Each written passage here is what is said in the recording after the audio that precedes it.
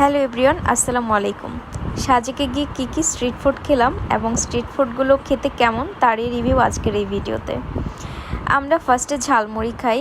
তো ঝালমুড়িতে মামা অনেক মশলা অ্যাড করছিল, টক দিচ্ছিল। প্রায় 10 মিনিট ধরে মামা আমাদের ঝালমুড়িটা রেডি করে।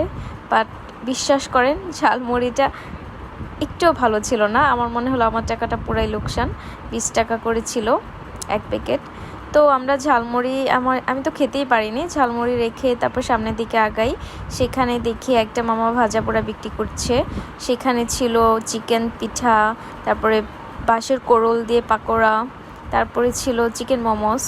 তো ওরা সবাই চিকেন পিঠা যেটা ওইটা নিয়েছিল, আর বাঁশের কোড়লের যে পাকোড়া ছিল সেটা, কিন্তু আমি চিকেন মোমোসটাই নেই।